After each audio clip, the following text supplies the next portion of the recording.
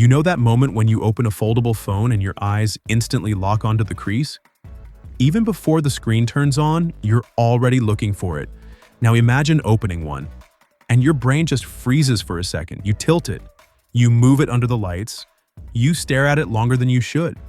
And there's nothing, no dip, no line, no hint this phone even folds. That's the trick Samsung pulled at CES 2026. And once you notice what's happening, it's kind of hard to unsee where this is all going. On the show floor, Samsung didn't make a big announcement or put up a flashy sign. Instead, they played a quiet game. Two phones sitting side by side.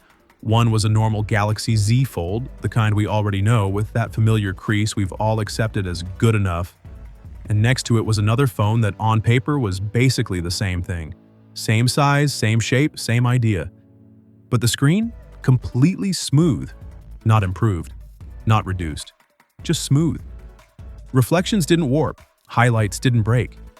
And unless someone told you it folded, you'd honestly struggle to believe it did. The wild part is this wasn't some fake demo unit or a concept locked behind glass. It was real. A working prototype. And according to multiple reports, this exact display tech is headed straight into the Galaxy Z Fold 8. Yes, the screen still bends because physics is still physics, but the crease is now so subtle that unless you're actively hunting for it, you'll probably miss it entirely. And that alone would have been enough to steal the show. But Samsung didn't stop there. Because this display isn't just for Samsung, it's the same folding panel technology they're reportedly supplying for Apple's first foldable. Different sizes, different design, same core breakthrough. And that tells us something important. The crease, the biggest compromise foldables have had since day one, is officially on borrowed time. And while everyone's been focused on the crease, Samsung has been quietly preparing something else. This year, they're not launching 2 foldables, they're launching 3. Carrier listings have already revealed 3 separate model numbers. One lines up perfectly with the Galaxy Z Fold 8, another matches the Z Flip 8.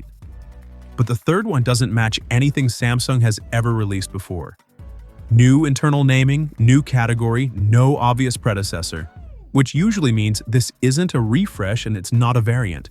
It's something new. Leaks suggest this third device is a wide fold. Still book-style folding, but shorter and wider. Less TV remote, more passport. A shape that actually makes sense for multitasking, typing, watching videos, and just holding the phone without constantly adjusting your grip. And if that sounds familiar, that's because Apple's rumored foldable is expected to use a very similar form factor. Samsung clearly sees what's coming, and they're trying to get there first. The timing backs that up too. Reliable sources are now pointing to all 3 foldables launching together in July. Not staggered, not a surprise drop later in the year. A full 3-device foldable lineup announced all at once right before Apple even enters the conversation. That's not accidental. That's Samsung trying to set the narrative before anyone else gets a chance. Now let's talk hardware because this is where things start sounding borderline unreal. The Galaxy Z Fold 8 is rumored to weigh just 200 grams. For context, that's barely heavier than a normal flagship phone. And somehow, Samsung is doing this while increasing the battery to around 5,000 milliamp hours. The current Fold sits at 4,400. So you're getting a lighter phone, a bigger battery, 2 displays, and a hinge. That's not a small upgrade. That's a serious leap. Put it another way, the iPhone 17 Pro is expected to weigh around 206 grams. Samsung is about to sell a foldable that weighs less than that, and then there's the Z Flip 8. According to the latest reports, this thing could weigh just 150 grams. That's nearly 40 grams lighter than the current Flip. Earlier leaks were all over the place, but the most recent info keeps landing on that 150 mark. If that number holds, this could be one of the lightest foldables ever made. The big question, as always, is battery life. We don't yet know how much capacity Samsung had to sacrifice, if any, to hit that weight. But what we do know is that all 3 devices have already appeared in US carrier databases. And that's a big deal.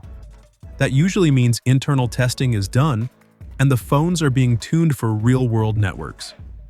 Historically, that puts them about 6 to 9 months away from launch, which lines up perfectly with a July or August unpacked event. Pricing is another interesting twist. Early info suggests the Z Fold 8 and Z Flip 8 could launch at the same prices as their predecessors. There might be regional increases, especially in South Korea, but globally, Samsung seems motivated to keep things competitive. The wide fold, though, is still a complete mystery. New form factor, new category, unknown price. So when you zoom out, this starts to look bigger than just another foldable refresh.